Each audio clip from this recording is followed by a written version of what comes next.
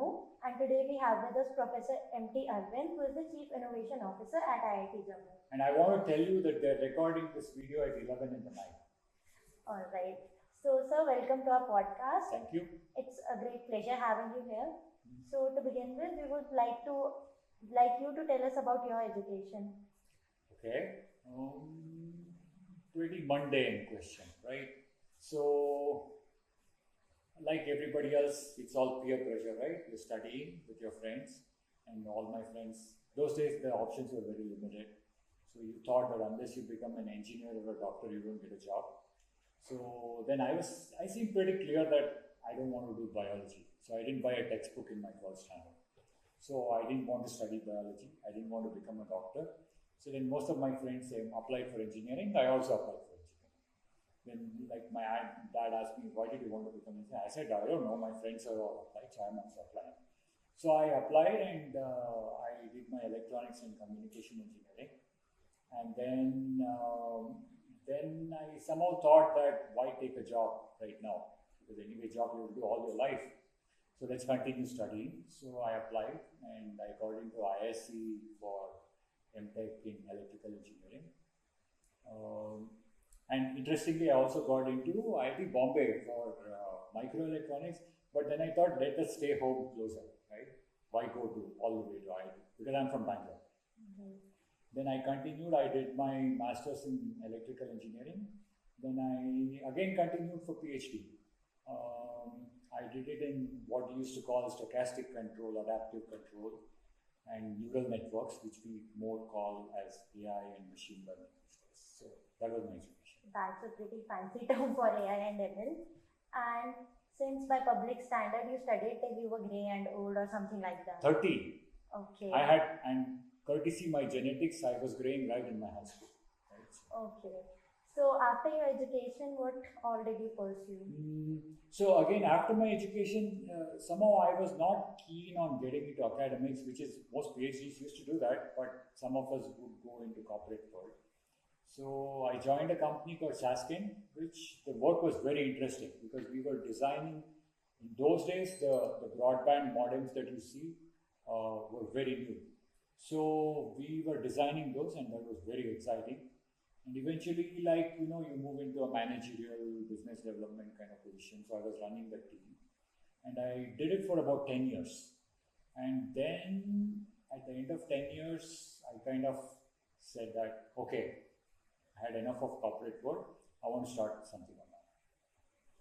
Which I have to tell you, like my dad said, you're 40, you got 2 kids, young kids, and your salary is paying so well for your life, and you must be really mad to do this, right? But that's entrepreneurial streak is like that, right? It's a bit of madness, right? Yeah, so with 2 young kids and being 40, and especially the time was not so advanced, and like people had those stigmatic thoughts. So do you really think that hindered you from embracing entrepreneurship? No, not at that point of time. I think this is 2007 and it was not that bad. A lot of companies were taking off. And I told my dad and I told my family that I've budgeted for 2 years in the bank, and if it doesn't go through, we can always get back to a job. But so far I haven't got that. Right? So I think it's a kind of madness that continues. You kind of learn to be independent on your own, doing things at your own pace. Probably you get addicted to it. So looking back at your college days and from what you've told me, I don't really think that you had an entrepreneurial bent of mind at that point. No, not really. While studying, no. I think there's some of my friends probably, they knew they had family businesses and so on. But I think we had this mindset that we are these middle class, mindset, which is basically says that study well, take a job, provide for your life, and have enough money when you retire. So that was the mindset. So no exceptions. A reminder for you all that you all can change that too. Sure. You can. It's up to you. Yeah. So moving forward, it must not have come all easy to you. We see that there are a lot of ups and downs in entrepreneurship. So could you tell us about that? So Yeah, I mean, I think world over the statistics are that more than 90% of the startups fail, and my first startup failed, right? Because what happens typically is that when you are trying to become an entrepreneur, it's very, very typical that you have an idea, you think you are building a product that everybody wants, and then you realize suddenly that nobody wants it. And you launch it, you spend your money, you spend somebody else's money, time, effort, and then you suddenly realize that, and it hits you very hard. And it did hit me very hard, like 2-3 years into a startup, we could not make a dent, we could not grow, right? We had to do something else. And but there was no formal framework as such for pursuing a proper how to realize this and so on at that point of time. So just to cut the story short, what happened was about 10 years, I flipped. We started another company which was doing energy management, automated with AI and so on. Which was in the year? 2009 or something we started with other partners, a couple of my old colleagues who were my partners. And that was doing well. But then COVID happened. And then the business we were doing was all with commercial buildings, and that kind of cut down because all buildings were closed. And that time I was wondering what to do when this entity called GDC, which was Gopal Krishnan Deshpande Center at IIT Madras. They basically were trying to do a startup cohort. They have this mandate that they want to take lab to market, research from lab to market, and convert, rookie students to thinking entrepreneurs who can look at business. So they were trying to do a cohort at Indian Institute of Science, which is my alma mater, and I got a mail in my alumni network, we are looking for mentors. We thought, okay, let me try. Then I enrolled, and then kind of when I was doing the program, I was watching how they did it. It hit me that, they're talking about all the mistakes I made in my first startup. So then, it kind of, there is a framework, right? Entrepreneurship is not a loser's cause, right? Although it sounds like a gamble, but it's like you can make it a well thought out gamble. Yeah. So that's when I learned from them, and in the process, we've been coaching a lot of startups. And at some point of time, as this was going on,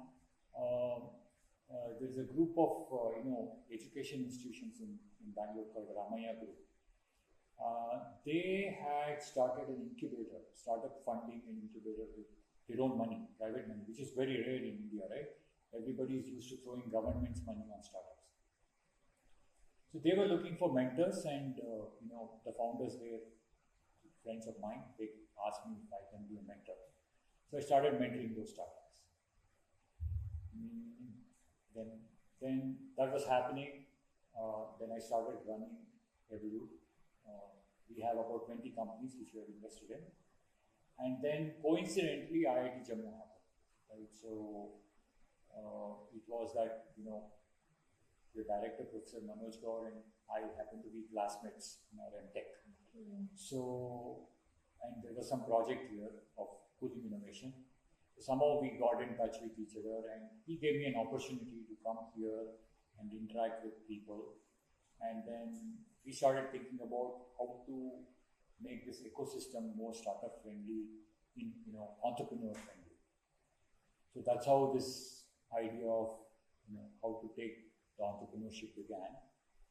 And that has now led to us thinking of a formal structure of creating an entrepreneurship minor for the students here, which is more practice oriented, which is not much of theory. Where we want to people who want to make a startup, we want to kind of nurture them, not by theory, but make them go to the market, see what the business is. Just disconnect yourself to the extent possible from your product idea, but go to the market, find out what it is, and learn what the market is teaching you. And based on that, make a conscious decision about the idea you have is making business sense or not. Or are you like my first startup, are you risking your life, your money, and somebody else's money on making a startup which can become a losing cause? Okay, so according to you, who this minor program is for? Like, is there any specific age you believe the people should be doing it? So it's not really so. You could literally launch it at any stage, but what I would think of is that don't think of it like an academic program, like it's a coursework that you're doing. I'd say that if you're serious about thinking, you want to build something on your own, then that's when you should think about this course. But if you want to think of it as, okay, I want to just understand this is a minor degree, I can get a minor degree or something, you can do it, but that's not whom we meant it for. Alright. And in hindsight, if you look back at your journey, do you think that such a minor would have helped you get an edge over others, or let's just say it would have prevented you from encountering that failure that you did with your first startup? So let me just clarify that this kind of a intervention that you're doing does not guarantee success. It reduces the odds of failure, right? So, and unfortunately, at the time, in those times, this framework itself was probably not existing or probably not very, very new. It originated more like in the years in 2009, the Lean Startup Framework that we go through. But Toyota had been practicing lean manufacturing for a long time. So this formal framework was either not there or very, very new at that point of time. So I don't think I would have got access to it in 2007 when I made my startup here in India. But probably I would say that if I had the luxury of going through it at that point of time, probably I would not have made many wrong decisions that I could have avoided.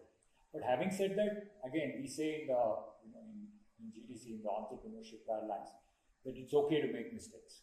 As an entrepreneur, you will make mistakes. But then you have to be careful enough, graceful enough to analyze within yourself that don't keep making the same mistakes again and again. And that's very important. That's quite insightful. And to sum it up, I would like to ask about the general notion is that the entrepreneurial mindset is that of a maniac and you have to be quite crazy to pursue that goal. So let's just say, what message do you have for our future maniacs? So see, the facts are very hard. The facts say that 9 in 10 startups fail. Yeah. So I would say that you got to have a mad streak to gamble like that. But fortunately for us, what we are trying to do here is, on a serious note, it's okay to take this gamble if you want to do it, but at the same time, you can make it a carefully calculated gamble so that you can reduce the odds of failure.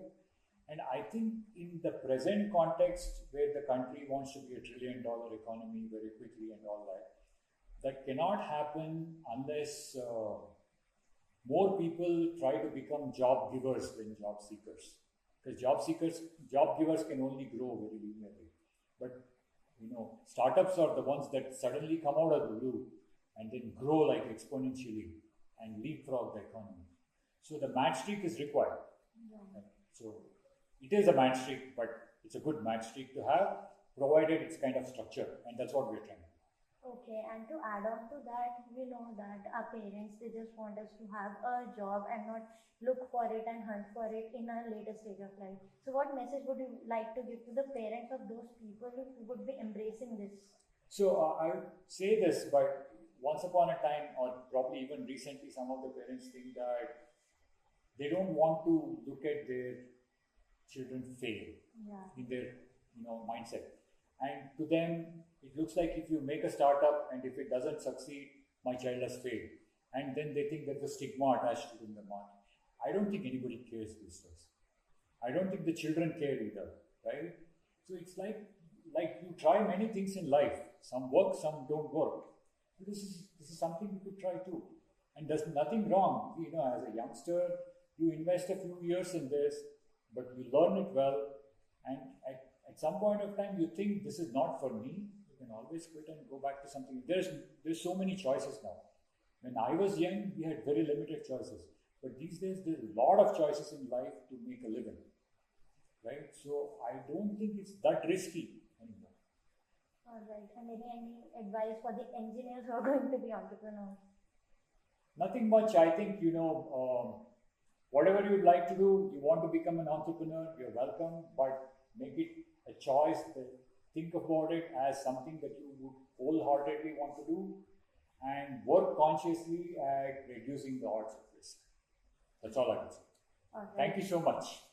Thank you, Thanks sir. for the opportunity. Thank you, Yeah. sir. It was a Thank pleasure having you here. Yeah. So I hope we get to have more such sessions in future. Thank you. All right. All right. So we are signing off. Bye bye. Bye, everyone.